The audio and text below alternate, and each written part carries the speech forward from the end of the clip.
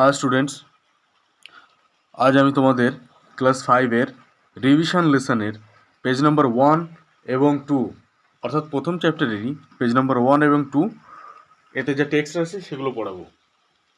দেখো, শুরুতে বলা আছে যে একটা বাচ্চা তার ঠাকুমাকে বলছে যে tell me a story grandma, মানে ঠাকুমা আমাকে একটা গল্প বলো। এবার ঠাকুমা কি বলছে?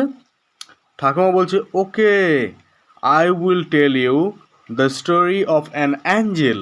দেখো, অ্যাঞ্জেল মানে হচ্ছে দেবদূত অথবা স্বর্গদূত অথবা কোনো নিষ্পাপ ব্যক্তি, এদেরকে বোঝায়। এবার টুডে মানে কি? টুডে মানে আজ, না আজ আমি তোমাকে একটি দেবদূতের গল্প বলবো। কে বলছে? এই ঠাকুমা। এই ঠাকুমা বলছে যে আজ আমি তোমাকে একটা দেবদূতের গল্প বলবো। এই অ্যাঞ্জেল মানে আমি যেটা বললাম যে দেবদূত বা স্বর্গদূত। এবার 2 নম্বরে কি আছে? যে once upon a time there was an angel with bright wings. দেখো, ওয়ান্স আপন এ টাইম মানে একদা কোনো এক সময়, যেটা অতীতের ঘটনা আর কি। There was an angel with bright wings মানে একটা দেবদূত ছিল যার ছিল উজ্জ্বল ডানা। এই ব্রাইট মানে উজ্জ্বল এবং উইংস মানে ডানা, তার উজ্জ্বল ডানা ছিল। এবার ছেলেটি কি বলছে এই শুনে? ও, মানে একটা রিয়াকশান আর কি, এটা শুনে যে রিয়াকশান ছেলেটি দিল। এবার 3 নম্বর যে আমাদের স্ট্রিপ আছে সেখানে চলে আসুন। এখানে লেখা আছে যে হু টুক লিটল চিলড্রেন। দেখো, লিটল মানে ছোট, আর হু মানে সে। সে বলতে এখানে দেবদূতকে বোঝানো হচ্ছে যে সে টুক, টুক মানে নেওয়া, লিটল মানে ছোট, এবং চিলড্রেন মানে বাচ্চারা বা ছেলেমেয়েরা। সে ছোট ছোট ছেলেমেয়েদেরকে নিয়ে যেত কোথায়? অন এ ট্যুর অর্থাৎ ভ্রমণে, অফ দ্য স্কাই অর্থাৎ আকাশে। সে ছোট ছোট ছেলেমেয়েদেরকে আকাশে ভ্রমণে বা ঘুরতে নিয়ে যেত। তারপরে কি আছে? ইফ দে ওয়ার গুড, যদি তারা ভালো হতো, অর্থাৎ যদি কোনো ছেলে মেয়ে ভালো হয় তবে তাদেরকেই নিয়ে যায় ঘুরতে। যারা একটু দুষ্টু টাইপের তাদেরকে কিন্তু এই দেবদূত ঘুরতে নিয়ে আকাশে যায় না, বা এই ভ্রমণের জন্য তাদেরকে নিয়ে যায় না। এবার ছেলেটা কি এই গল্প শুনতে শুনতে ঘুমিয়ে পড়েছে, অর্থাৎ ঘুমিয়ে এবার স্বপ্ন দেখছে। এবার চলে আসো 4 নম্বর যে আমাদের স্ট্রিপ সেখানে। এখানে বলছে, মানে ছেলেটি ঘুমিয়ে ঘুমিয়ে বলছে আর কি, oh I can actually see the অ্যাঞ্জেলকে, অর্থাৎ আমি সেই দেবদূতকে দেখতে পাচ্ছি। সে ঘুমিয়ে পড়েছে, এখন ঘুমিয়ে ঘুমিয়ে সে এখন এই কথা বলছে। মানে সে এখন ঘুমিয়ে পড়েছে গল্প শুনতে শুনতে। এবার চলে আসো 5 নম্বর যে আমাদের স্ট্রিপ আছে সেখানে, যে will you take me on a tour of the sky.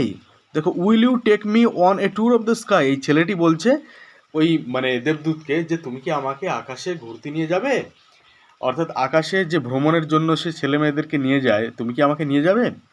এবার সে দেবদূত কি বলছে? যে ইয়েস, হ্যাঁ, I will since you have been good.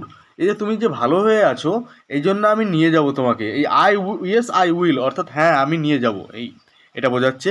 এবং since you have been good অর্থাৎ যবে থেকে তুমি ভালো হয়েছো, অর্থাৎ তুমি যে ভালো হয়ে আছো আমি তোমাকে নিয়ে যাব। আচ্ছা, চলে আসো এবার 6 নম্বর আমাদের স্ট্রিপে। এখানে বলা হচ্ছে যে হোয়াট স্পার্কলিং স্টার্স। দেখো, স্পার্কলিং মানে হচ্ছে ঝলমলে, মানে হোয়াট মানে কি, এটা তো জানোই। তাহলে হোয়াট স্পার্কলিং স্টার্স, স্টার্স মানে তারা, মানে কি ঝলমলে তারা, অর্থাৎ সে তাকে যখন ভ্রমণে নিয়ে যাওয়া হয়েছে স্বপ্নের ভেতরে, সে তখন এগুলো দেখতে পাচ্ছে যে ঝলমলে তারা। যে হোয়াট স্পার্কলিং স্টার্স, কি ঝলমলে তারা।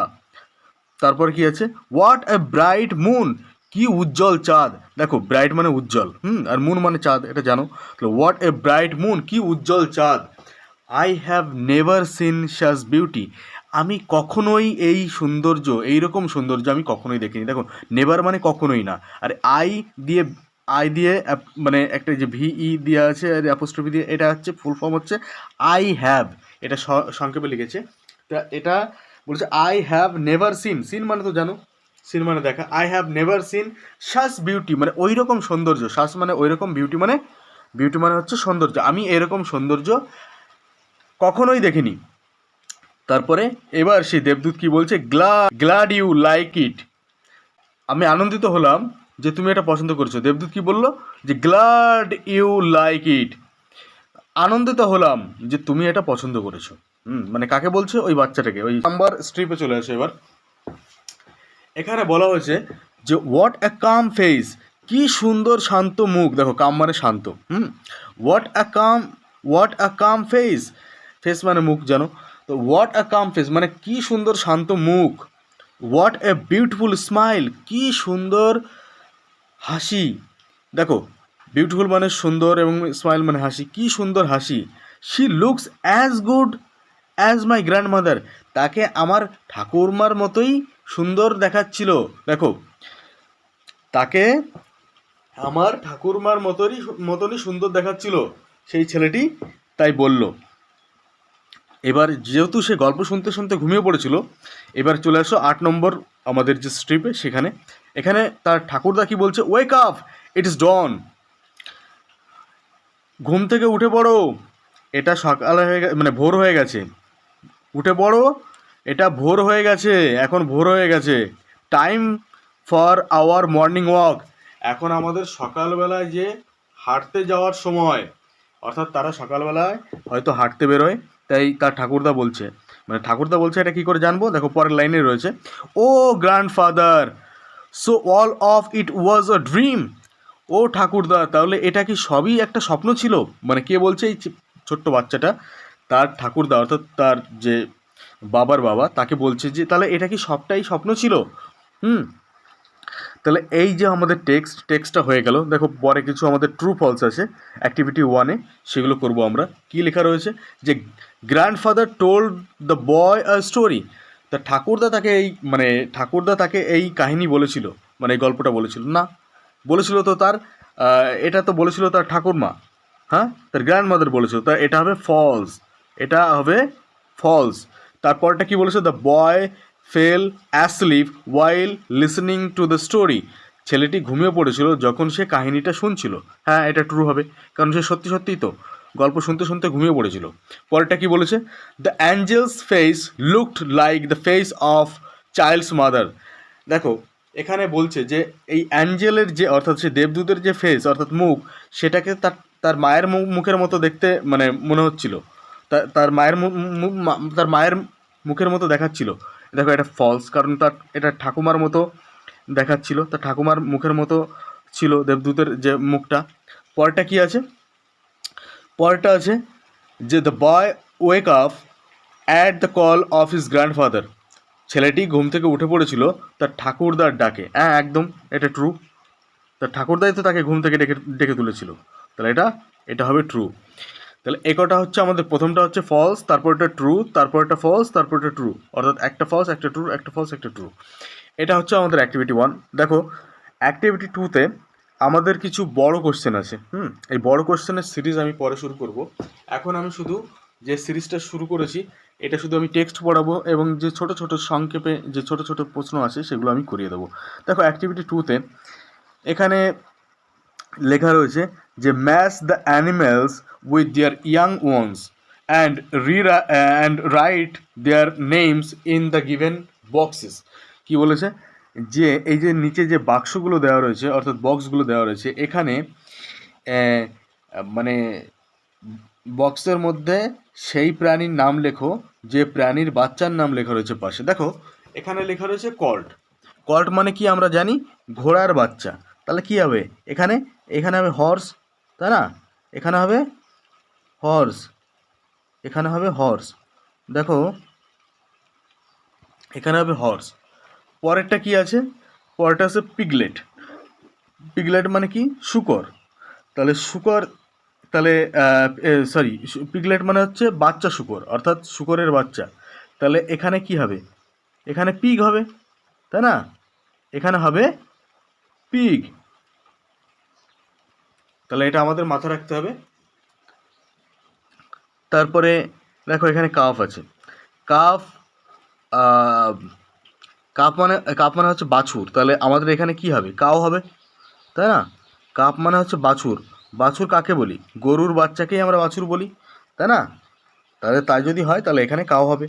দেখো চিক, চিক মানে হচ্ছে আমাদের মুরগির বাচ্চা, তাহলে কি হবে, এখানে হবে হেন, হেন অর্থাৎ মুরগির বাচ্চা, তাই না? দেখো লিখতে হয়তো একটু অসুবিধা হচ্ছে, তোমরা একটু কষ্ট করে বুঝে নিও। এটা হবে হেন। তারপরে দেখো কাব। কাব মানে হচ্ছে বাঘের বাচ্চা কিংবা সিংহের বাচ্চা। যেহেতু এখানে টাইগার দেওয়া আছে, আমরা এই টাইগারই দিয়ে দেবো, টাইগারই দিয়ে দেবো। তাহলে আমাদের কাব হচ্ছে টাইগারের বাচ্চা, তাই না? দেখো এটা কিন্তু আর ভি মনে হচ্ছে, কিন্তু এটা আর। তারপর হচ্ছে ডাকলিং। ডাকলিং হচ্ছে পাতি হাঁসের বাচ্চা। যেহেতু ডাকলিং পাতি হাঁসের বাচ্চা, তাহলে আমাদের এখানে কি হবে? ডাক হবে, ডি ইউ সি কে। তাহলে এটুকু বোঝা গেল। দেখো কল্ট মানে হচ্ছে, কল্ট হচ্ছে ঘোড়ার বাচ্চা। তাহলে কি এখানে তার মানে এ তো বাচ্চার নাম কল, বা মানে বাচ্চাকে কল্ট বলে, তাহলে তার বড় বড় যে প্রাণী সেটাকে কি বলে? তাহলে হর্স বলে, যেহেতু ঘোড়ার বাচ্চা। এদিকে হর্স লিখলাম। পিগলেট হচ্ছে বাচ্চা শুকরকে বলে, তাহলে বড় শুকরকে কি বলে? পিগ বলে। হ্যাঁ, কাফ তো বাছুরকে বলে, তাহলে বড় যে মানে মানে গরুকে কি বলে? গরুকে কাউ বলে ইংরেজিতে। আর এখানে কি আছে? চিক। চিক হচ্ছে মুরগির বাচ্চা, তাহলে কি বড় মুরগিকে কি বলে? হেন বলে। কাপ তো টাইগারের অর্থাৎ বাঘের বাচ্চা, তাহলে কি বড় যে বাঘকে তাকে কি বলে? টাইগার বলে। ডাকলিং হচ্ছে ডাক অর্থাৎ মানে পাতিহাঁসের বাচ্চা, তাহলে কি বড় পাতিহাঁসকে কি বলে? ডাক বলে। ব্যাস, আজকে আমাদের তাহলে এই যে আমাদের অ্যাক্টিভিটি 2 এর এ, এটা কিন্তু হয়ে গেল। দেখো 2 এর বি আছে। 2 এর বিতে কি বলেছে যে এই যে বড় যে প্রাণী, মানে এই বাচ্চাদের নাম লেখা হয়েছে, বড় প্রাণীদের নাম আমাদের এখানে লিখতে বলা হয়েছে। তা এখানে ডগ মানে আমরা জানি কুকুর, হ্যাঁ। আর এখানে পাপি করে দেওয়া হয়েছে। পাপি হচ্ছে কুকুরের বাচ্চাকে বলা হয়। তাহলে এখানে কিড মানে আমাদের ছাগলের বাচ্চা। তাহলে এখানে আমাদের কি বড় ছাগলকে কি বলে? গোট, জি ও এ টি, গোট। গোট হচ্ছে আমাদের বড় ছাগলকে বলে। দেখো কাব একটু আগেই করলাম। কাব তো আমাদের টাইগার অথবা লায়ন, বাঘ অথবা সিংহের বাচ্চা। তাহলে এখানে কাব লেখা রয়েছে, এখানে আমরা টাইগার লিখবো, তাই না? এখানে আমরা লিখবো টাইগার। এখানে টাইপ করা যাচ্ছে না, যেহেতু হাতে লিখতে হচ্ছে এইভাবে, একটু হয়তো হাতের লেখাটা একটু কষ্ট করে বুঝতে হতে পারে, তাই আমি মুখ দিয়ে বলে নিচ্ছি, তোমরা একটু শুনে শুনে বুঝে নিও। দেখো কিটেন হচ্ছে বেড়ালের বাচ্চা। তাহলে কি বড় বেড়ালকে কি বলে? বড় বেড়ালকে বলে হচ্ছে ক্যাট। ক্যাট।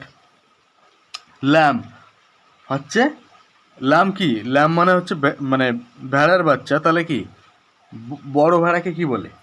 শিপ।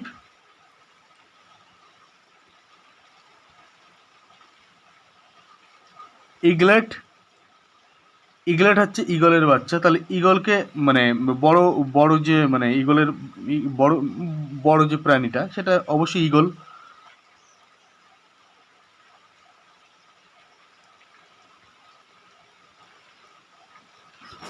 আচ্ছা,